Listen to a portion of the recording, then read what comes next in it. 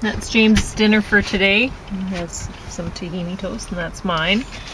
I'm going to talk about Korean vegan homemade and Columbo. And, well, I'm having a little more than half of this, and you can see the information there. And we're going to talk about these other movies too.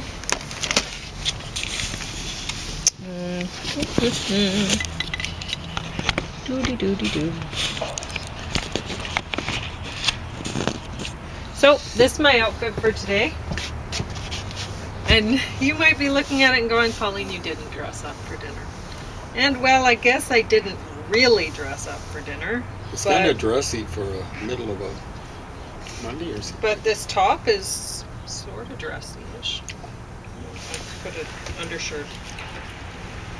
But, yeah, these pants used to be my favorite pants. I'd wear them almost every day, honestly. I used to have a washing machine that worked properly, and I was able to wash them as often as I wanted without much trouble at all. So, yeah. And I can fit them now, so that's great. So anybody thinking, oh, Pauline, you've lost too much weight. Nope, this is how big I used to be. And I wore these almost all the time. So there. So James is going to talk about movies because I think it's mostly comedy in this bunch, isn't it? So there you go. So enjoy. Just in case people didn't realize it, I prefer comedy in movies. Yeah, he does. Not romantic comedies. These Hollywood romance things. They're not very comical. Because I'm afraid they encourage women to make some bad choices when it comes to life partners and whatever the term is.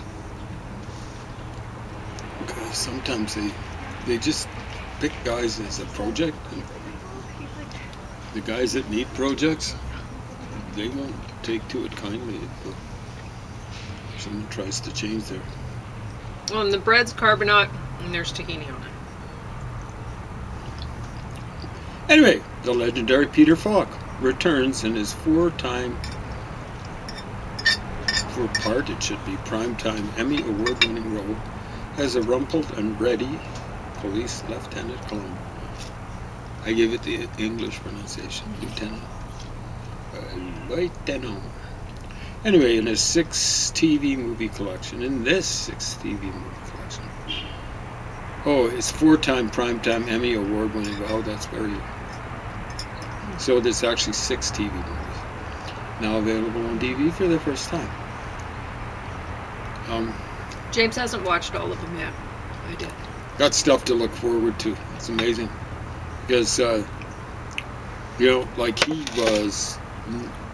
wasn't TV quality acting. He was movie quality acting. Movies back then. Right along. He was awesome. Yeah, exactly right. Always had this sick looking, is that like forest green or something like that? Hunter green, I'm not sure. Tie. Awful looking. Very poorly tied. Usually the bottom part of the tie is hanging, the thinner part is hanging down lower. Sometimes it's tucked into his... one time, pants. in one movie, I swear he had the tie tied backwards.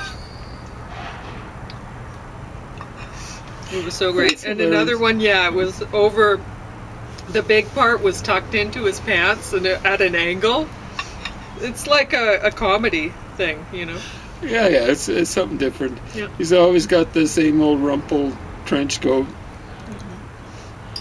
You suspect one time the shirt had bluing stains on it and stuff like that. And really bad looking. But I figure ordinarily there'd be, like the leftovers of food. Oh, it's incredible. And, he had a face made for the role, the kind of rumpled. I mean, his face kind of looked rumpled. His eyebrows seemed mismatched. His eyes, like he was always squinting one or the other, or both of them. He's short, and like he'd be offensive, to be around. I remember first time I was ever exposed to a cigar. It was on a train, closed compartment, and my parents were disgusted about smoking anyway, and it was an incredibly obnoxious experience because kids have very keen senses of smell and taste too. That's why they can't stand food. And and they love sugar. Yeah. So yeah, love it to death almost. But Peter Falk, he's incredible. The way he'll touch his forehead. He's thinking. And the delightful part is how criminals. There was one particular couple of criminals. We know that they're criminals. They're young pups. They're in university and stuff like that, and they're really looking down on him. And it's hilarious how he'll, he's getting ready to go, and then, one more thing. And you're just waiting for it. Because he handles it so well. It's a little bit different each time, Great comic character. And it's not really mysteries, who he's going after. But it's nice seeing the way he figures it. That was actually a pretty good mystery. Not all of them are, but he's always great. I mean, the that's mystery the thing. itself is not always great, and it's a different sort of thing. Like who usually, not always, but who the killer is going to be. And the real joy is just watching him run him to ground. And figure out. Okay, well, and it's great because when you know who the killer is going to be, like in the episode that was starring and directed by Patrick McGowan. It was. Wow. There was one. Was Patrick McGowan the criminal? Yes, he was. Spoiler you haven't alert. seen it yet, but you see that right away anyway. Yeah, he'd be just perfect. He played, apparently awesome. He wasn't far from his and it was a great episode, but honestly, when you're watching him get everything ready, you're thinking, okay, what is he missing? What am I supposed to see? And they focus in on a blood drop, and I'm like, I don't really buy that whole blood drop thing, and in the way that they tell the story. Like, why would it have dried so fast? And another, like, when I'm looking at the scene, I'm like, isn't he holding the gun in the wrong hand? And that's the mystery for me. I'm like, no, that's what he should have noticed, but I don't know. Maybe I just miss things. But yeah, whatever. Usually they're fairly complicated scenarios. Yeah. It's, I think, my favorite TV and possibly my favorite movie detective show. And it's because, it's not just Falk. They write well for him. We were laughing about some of the lines. But it's great to watch him. It would be like watching a basset hound hunt something down. Remember we were watching our basset hound tracking a rabbit, right? Stuff like that. Or a deer. The one day when he was tracking deer, he saw it off in the distance. Because he seems so slow. He stood there looking at it. Well, you got a picture of him looking at a deer in water. It was on I believe on the Blackstone Falls Trail on the way back. Yeah. So, like basset hound's ears actually are somewhat mobile, so you could see his ears were kind of where they were on the head, they were kind of sticking out. So, it's like that thing. It's like kind of ponderous and so on and so forth. But there's a lesson to be learned from this. Like for one thing, don't go around committing murders or crimes, because maybe you'll run across a guy like this, but don't judge someone by the way they dress, by their height. Like if you got an equivalent for a woman, by their gender, by the way they look, by how ugly they are, by what their hairstyle is like, by the way they tie their tie, by the way they tuck in their tie, or whatever, or the coat they wear. Don't judge a person that way, because you are going to lose. There's too much of that going on in our society, and there always was. I'm afraid there always will be. But those movies are awesome. They are. Columbo They come movies. highly recommended. Highly. And this is amazing, because we've had a real run of good stuff, you know.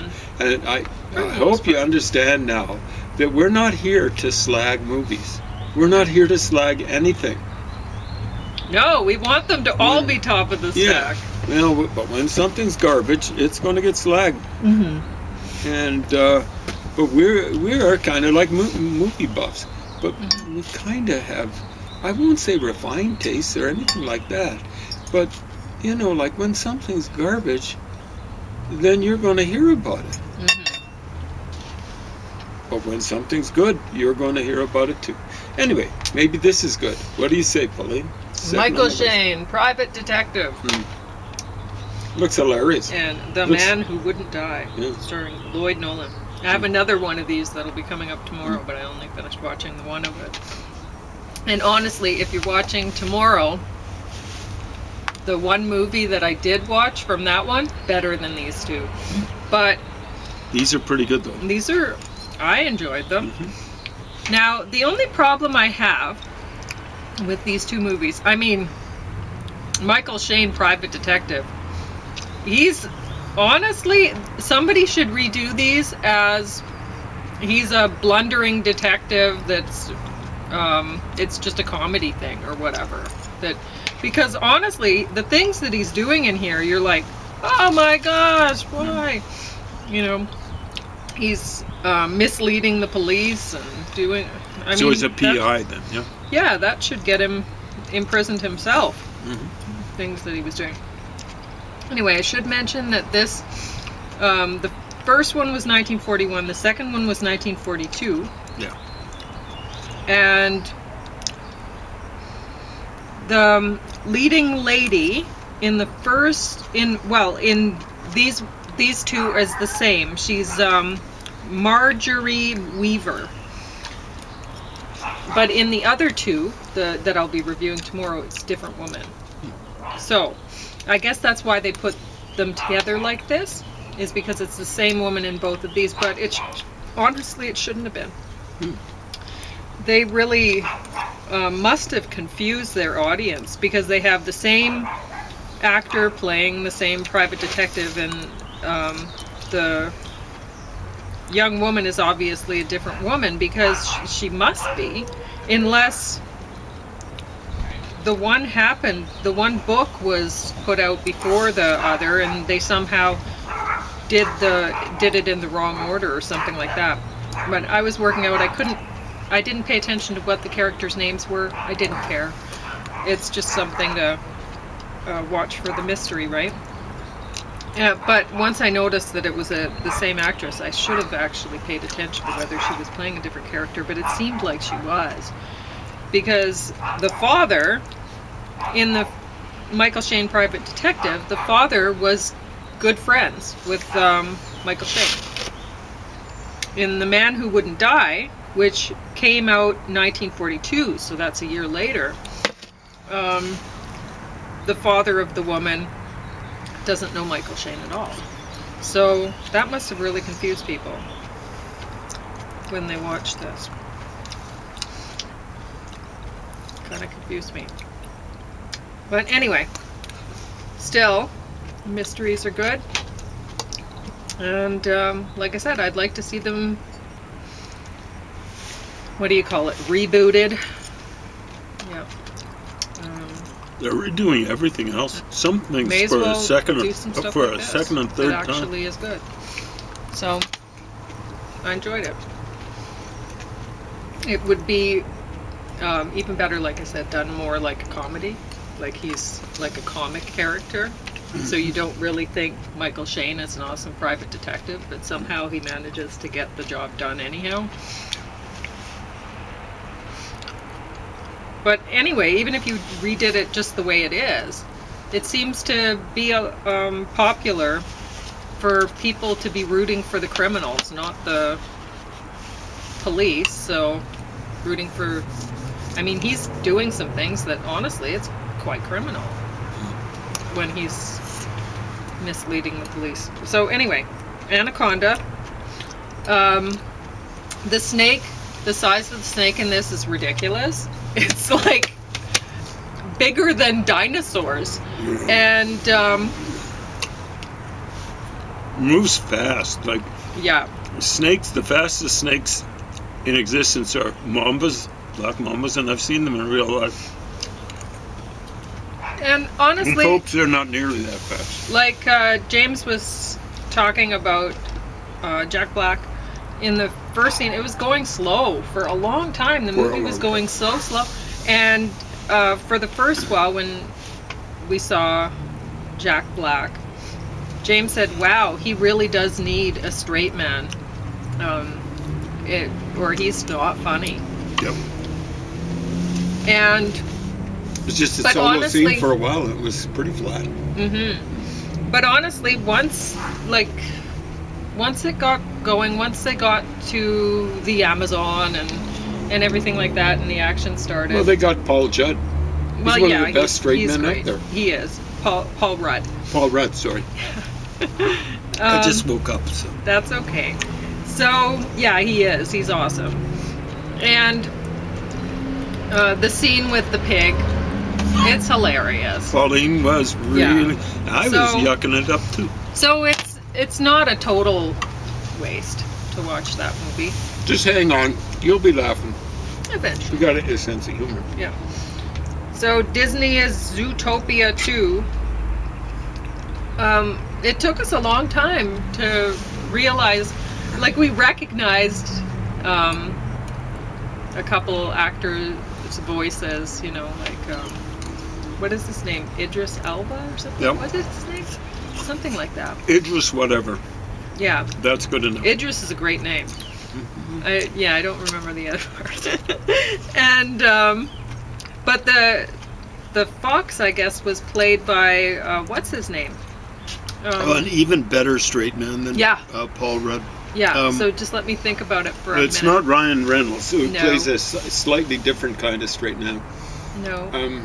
It's the guy from Arrested Development, Jason Bateman. So he is the best. He's just the best. Best, maybe ever. You know? Yeah, maybe ever. So good. Yeah, 2 thumbs up. Yeah. So anyway, it's a Disney thing. They know what they're doing when they're making a movie, so it's not a dud. It's not a movie for me, really. I didn't enjoy it that much. So a laugh-filled adventure for somebody's whole family, but maybe not me. But spoiler alert: the bad guys are a bunch of fat cat whites. You know, white cats. So well, they're kind of gray. Stop doing this racist kind of stuff. Are we going to be talking about? Yeah. Now you see here. me. Now you don't. So who's the bad person? Spoiler alert.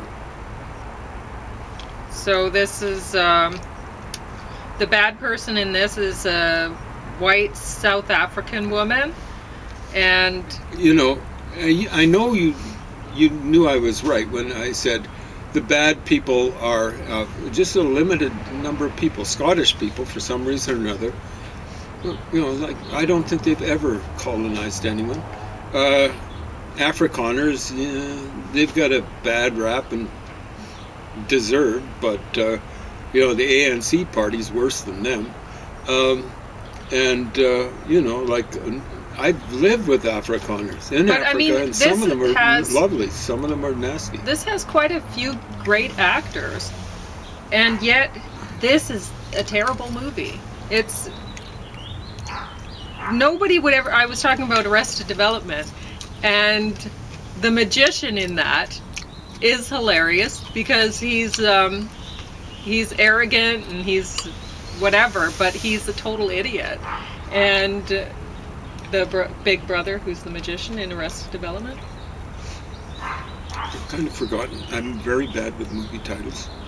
Okay. So I've kind of I glitching don't on know it. you could forget that. We But anyway, watched it recently, did we? we watched We watched the Jason next Bateman season part. or whatever. Yeah, it was good. Anyway, Sorry. not as good as the I'm kind original, of the glitching. first season. Yeah, okay. But anyway, the smartest person in the room, the magician. No, magician. They're not intelligent. They're good at, if they're a good magician, they're good at sleight of hand and stuff like that. They're good at misdirecting, but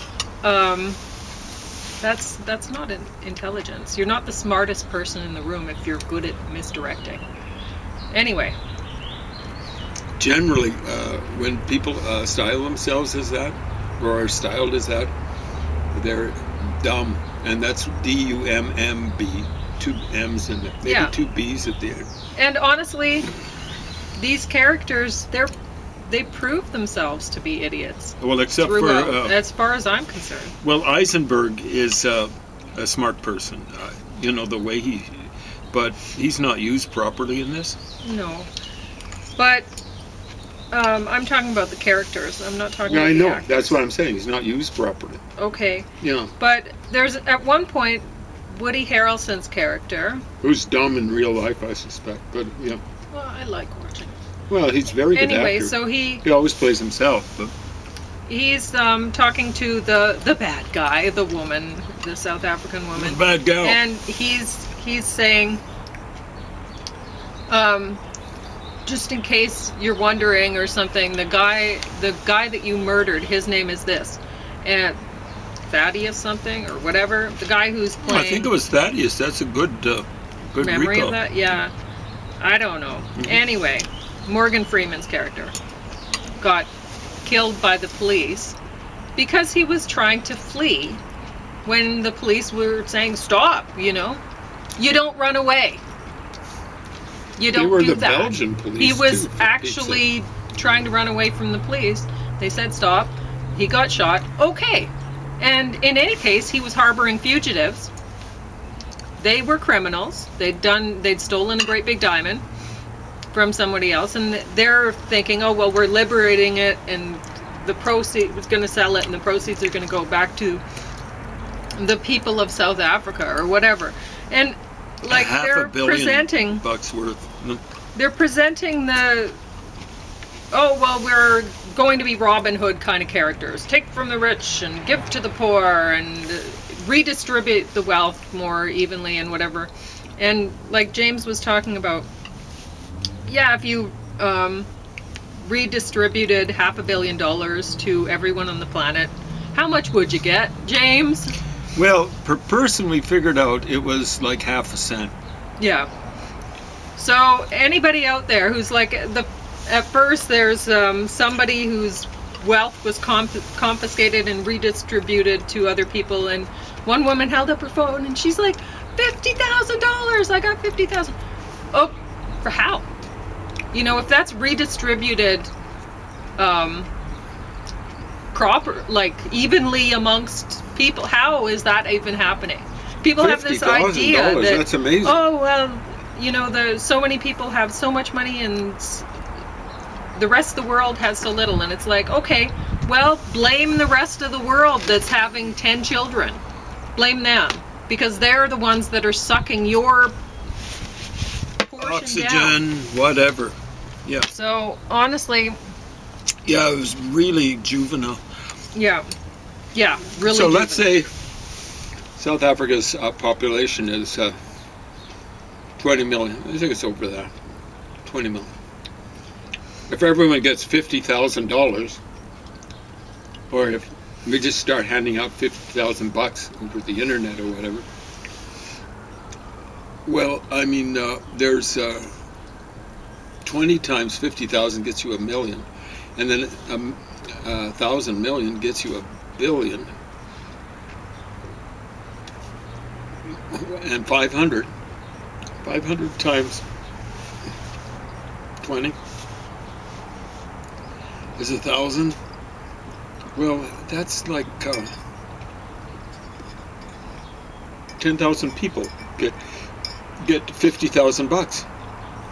Well, South Africa's population is not 10,000. It's more than 1,000 times that. So all of a sudden, that big windfall will have to be cut by 1,000. So I got $50. There you go, folks. Woohoo!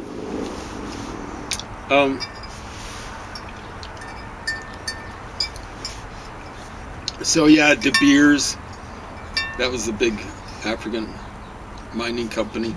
Yeah, they made a fortune out of diamonds. But you know, I've actually gone by one of the big holes that they dug in the earth in Kimberley, South Africa. Our train went right by it. It was kind of scary, but we didn't look into the depths of it. But you know, like just because you're parked your patoots on a piece of land, and folks, the native people in South Africa, the southern part of South Africa, were not Bantu. The Bantu were moving in there at the same time the Dutch were moving north. Mm-hmm. So are you going to divide all that money up amongst the Bushmen? Because really, I mean, they're the ones they're the natives there, so There are any descendants of the why would Hottentots? you? Yeah, who knows?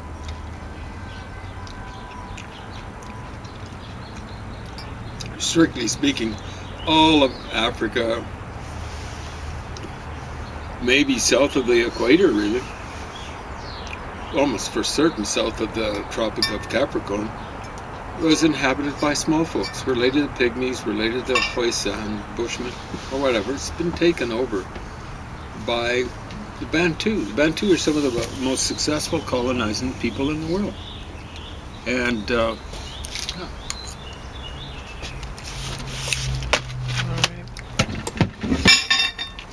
So, this book, it's quite awesome. But, like, there's... before we move on to that, okay, you go ahead. I just want to say, Morgan Freeman, I'm on a Morgan Freeman watch. Because... Which means a don't watch. He's so bad. That movie really bottomed out in the middle Yeah. when Thaddeus makes the appearance. They had to show off their magic tricks because they didn't have enough plot. Yeah, that was the worst part of the movie. Or it's just So Morgan bad. Freeman turns up, then they're showing off their magic tricks. Then Morgan Freeman comes back, and then he gets killed, and I'm going, oh, maybe I'll stay awake for the rest of it because Morgan Freeman's going to. Just thought I'd mention that. Stop trotting Morgan Freeman out, Hollywood. Yeah, he's so bad. Anyway, I can't find the one that I wanted to find. But there are quite a few different kimchi recipes in this book. This one's the Careless Kimchi. And there's one that involves using this fishy sauce. And it looks amazing, that kimchi recipe. But I mean, you can see that there's a lot of work to do just to make the fishy sauce, which is a vegan fish sauce. And it looks so yum.